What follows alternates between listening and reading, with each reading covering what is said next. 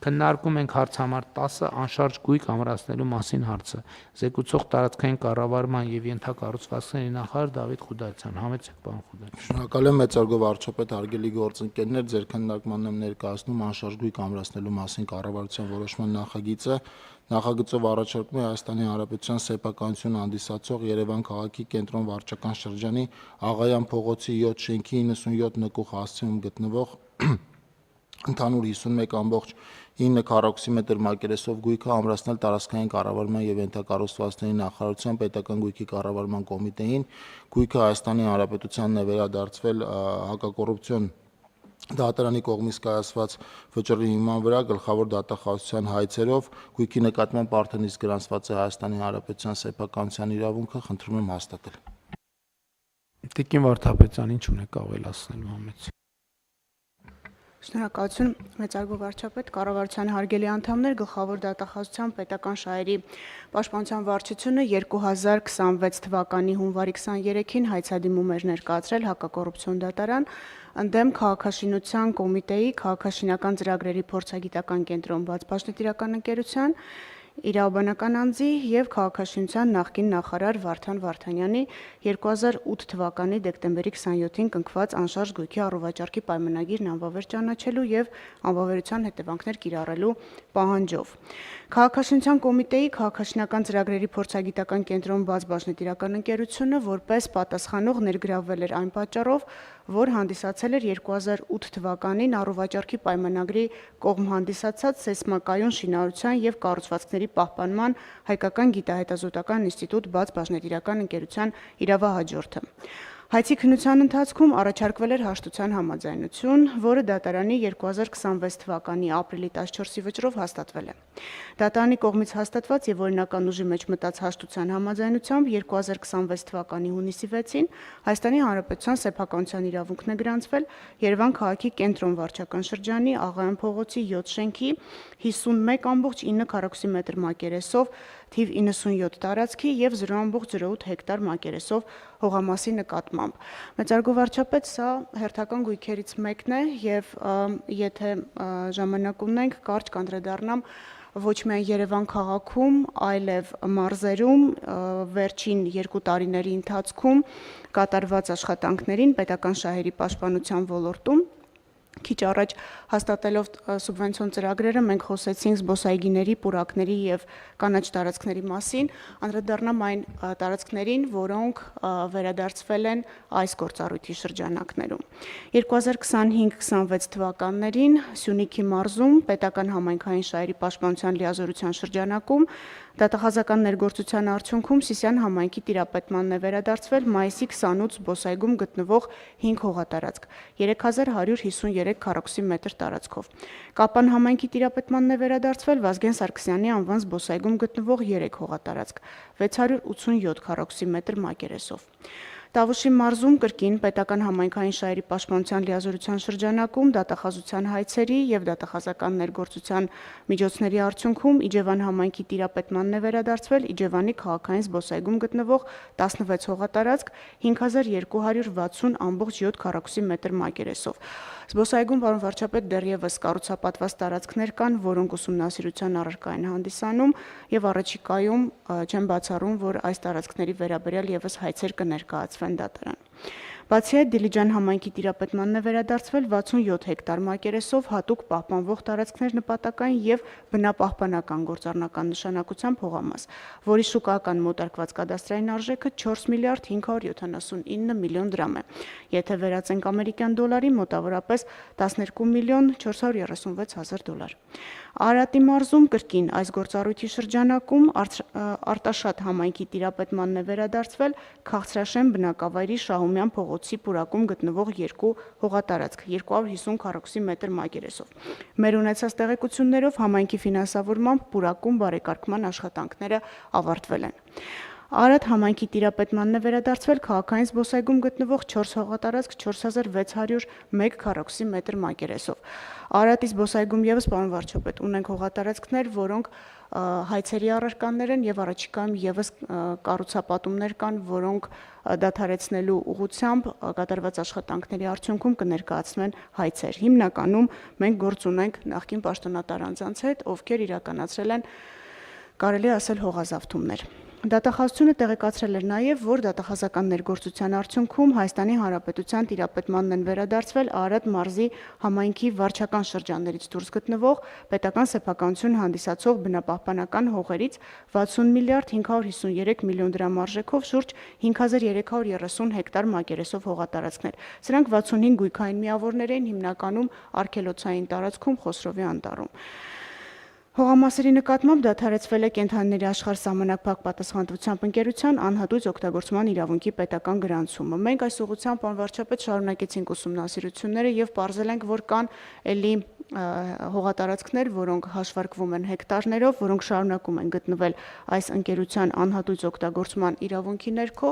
առաջիկայում եւս կամ կառավարության նիստով կամ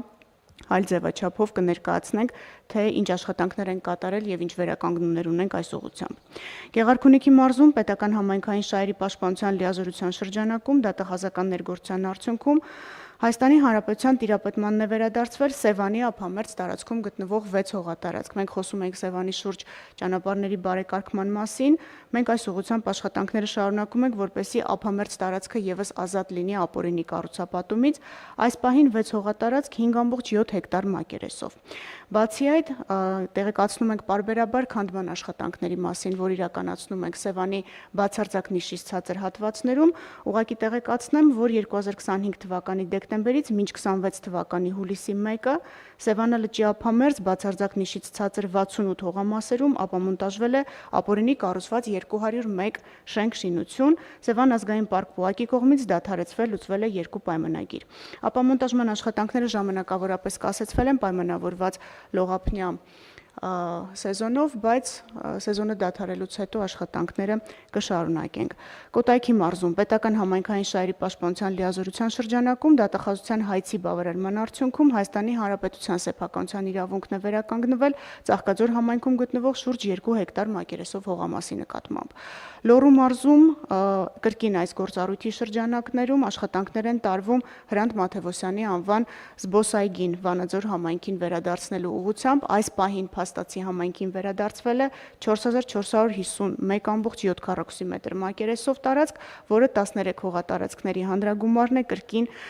ապօրինի զավթված էլի նախկինում պաշտոնատար անձանց պաշտոններ զբաղեցրած անձանց կողմից կրկին այս զբոսայգում եւս ունենք հայցեր, որոնք դատական քննության առարկա են, բայց սա չի խանգարում, որպեսզի մենք կարողանանք այս բոլոր զբոսայգիների բարեկարգման աշխատանքները առնվազն պլանավորել։ Եվ անդրադառնալով Երևանին, ուղղակի հիշեցնեմ, որ աշտարակին, հեռուստաաշտարակին հարող տարածքում մենք ունենք 7.5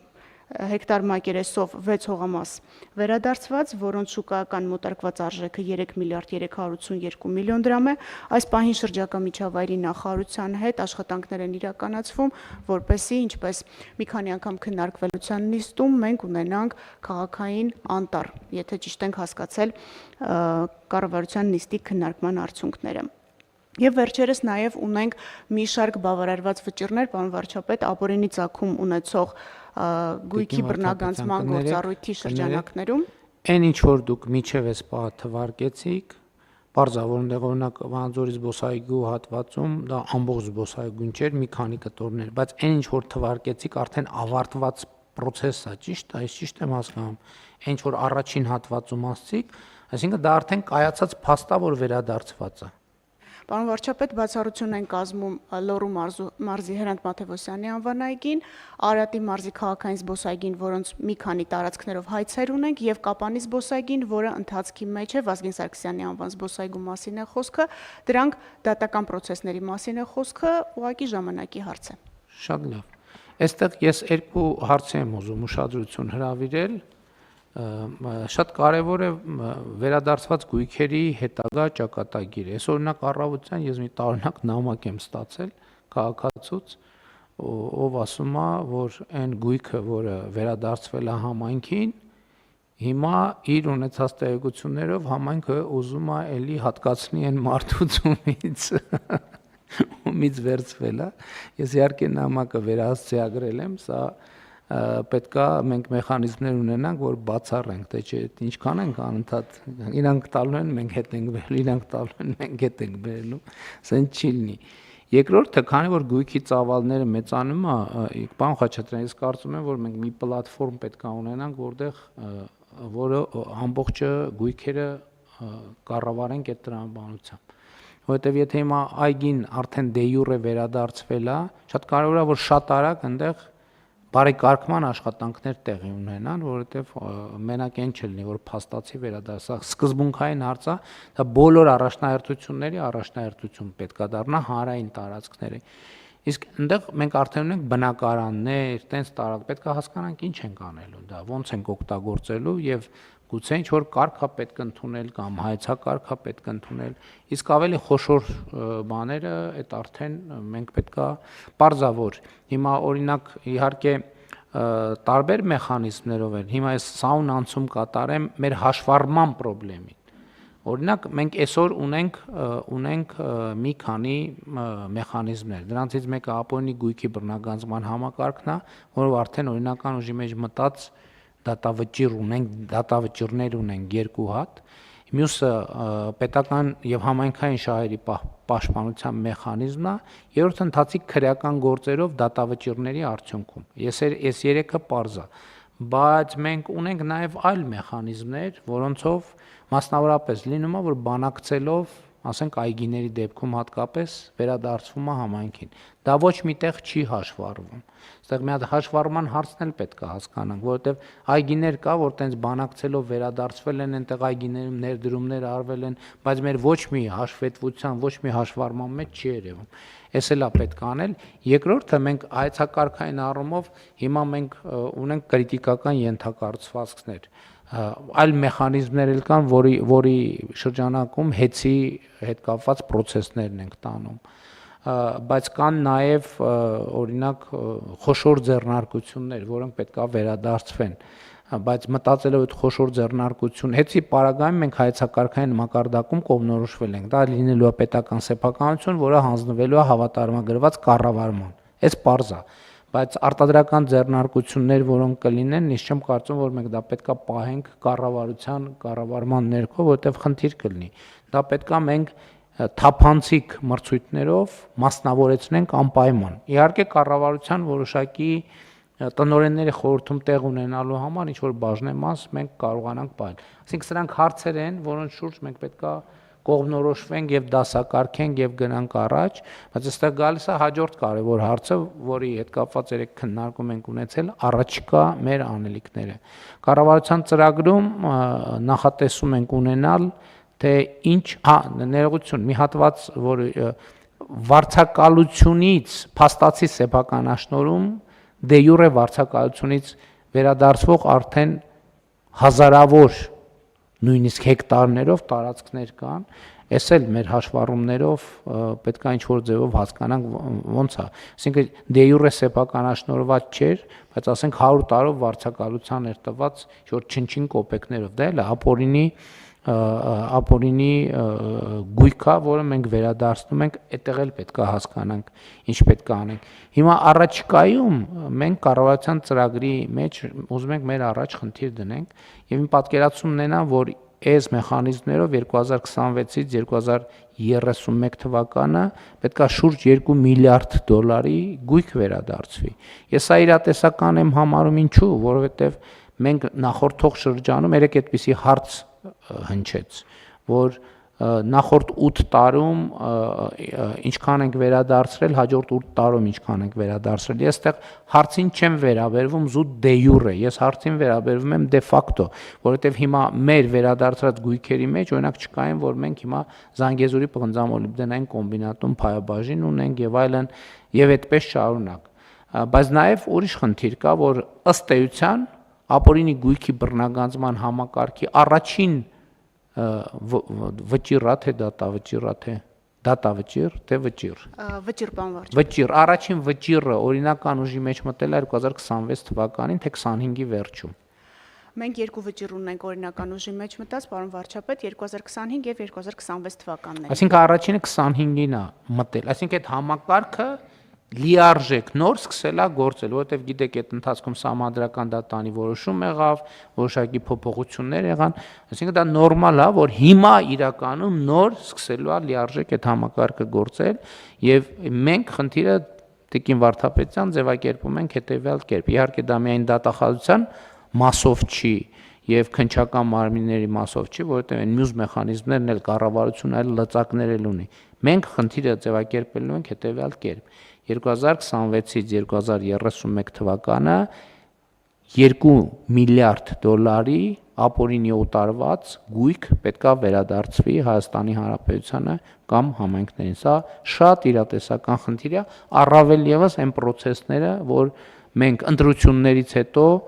տեսնում ենք եւ նաեւ հանրության շատ հստակ պահանջ կա ձևակերպված, ես ուզում եմ նաեւ հանրության շնորհակալություն հայտնել այդ համբերատարության համար, չնայած այդ ձգձգումները մեզ նույնքան են նյարդայնացրել, ինչքան հանրությանը, բայց այնուամենայնիվ մեխանիզմները գործարկված են։ 26-ից 31 թիվը 2 միլիարդ դոլարի գույք պետքա վերադարձվի պետությանը եւ համայնքներին այս բոլոր մեխանիզմների գործարկմամբ։ Համեցեք։ Պարոն վարչապետ, գործառույթներից մեկը նաև դատախազական ներգործության միջոցներն են, դրանք միջնորդագրերն են, որոնք մենք եւս դիտարկում ենք ապօրինի ծագում ունեցող գույքի վերադարձի շրջանակներում, այդ 3 ձեր նշած գործառույթներից բացի եւ բոլոր իմ կողմից թվարկված այգիները, պուրակները, կանաչ տարածքները առավելապես վերադարձվել են հենց այս գործառույթի շրջանակներում եւ այն ինչ իրականացվում է դատախազության կողմից մենք հաշվառում ենք եւ վստահաբար կարող եմ ասել չկա մի գույք մինչ այս պահը, որը վերադարձվել է այս 4 գործառույթներից որևէ մեկի շրջանակներում եւ դա հաշվառված չլինի։ Մենք պարբերաբար նաեւ ուղարկում ենք փոխվարչապետերին եւ կառավարություն այս տեղեկատվությունը, որպեսզի կարողանանք արդյունավետ կերպով օգտագործել։ Իսկ ինչ վերաբերում է ձեր նշած թվին, կարծում եմ, որ ավելի քան իրատեսական է, որովհետև այս պահին մենք գոնե մենակ ապօրինի ծագում ունեցող գործառույթի շրջանակում ունենք 4 վճիռ, որոնց օրինական ուժի մեջ մտնելուն ենք սպասում։ 2 օրինական ուժի մեջ մտած ունենք բացի այդ հաշտության համաձայնություններ, եթե հնարավորություն կա դրանց մասին էլ կարճ կխոսեմ, բայց կցանկանայի նշել այն 4 վճիռների մասին, որոնց օրինական ուժի մեջ մտնելուն սպասում ենք եւ այս 4 վճիռները մեզ համար ըստ էության հաստատումն են այն փաստի, որ հենց միայն ապօրինի ծագում ունեցող գույքի բռնագանձման գործառույթը սկսել է աշխատել։ Բոլորովին վերջերս 4-րդ վճիռն է կայացվել, հուլիսի 24-ին հակակոռուպցիոն դատարանը մասնակի բավարարել է դատախազության հայցը ընդդեմ Արագածոտնի նախկին մարզպետ Սարգիս Սահակյանի եւ նրան փոխկապակցված անձանց։ Բոլոր վճիռներում էլ դատարանը մասնակիորեն է բավարարում դատախազության հայցերը եւ կան դեպքեր, որ մենք համաձայն ենք դատարանի հետ, ինչու, որովհետեւ այստեղ հաշվարկի մեխանիզմների տարբերություն կա եւ ըստ էության դա որևէ էական ազդեցություն չի ունենում հայցագնի վրա եւ մենք այստեղ ավելորդ իրավական վեճ ու քաշքշուկ չենք սարքում դատարանների հետ։ Դատական ակտն օրինական ուժի մեջ մտնելուց հետո հօգուտ Հայաստանի Հանրապետության պետք է բռնագանձվի Արաբկիր վարչական շրջանում գտնվող 1 բնակարանի 45%, Արագածոտնի մարզի Աշտարակ քաղաքում գտնվող 1 բնակելի տուն ամբողջությամբ եւ 184 միլիոն 222 հազար 585 դրամ։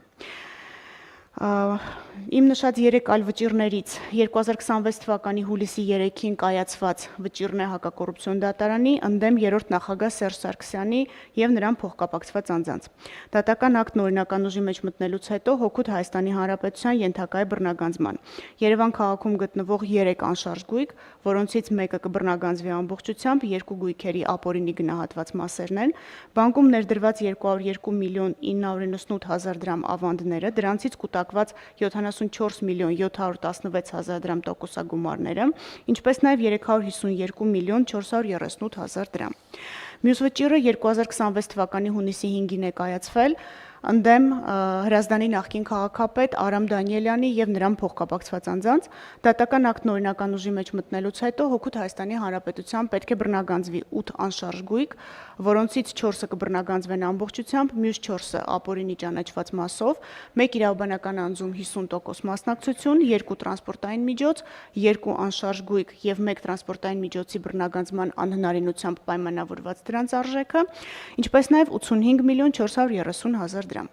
Հակակոռուպցիոն դատարանը բացի այդ 2026 թվականի ապրիլի 21-ին մեկ այլ վճիռ էր կայացրել, բավարարել էր մեր հայցը ընդդեմ Սերժ Սարգսյանի եղբոր դուստր Անի Սարգսյանի, Անի Լյովայի Սարգսյանի։ Դատական ակտն օրինական ուժի մեջ մտնելուց հետո Հօգուտ Հայաստանի Հանրապետության պետք է բռնագանձվի էլեկտրաէներգիայի արտադրությամբ զբաղվող ընկերության 39341 հատ բաժնետոմս, սա հեկի մասին է խոսքը գնում,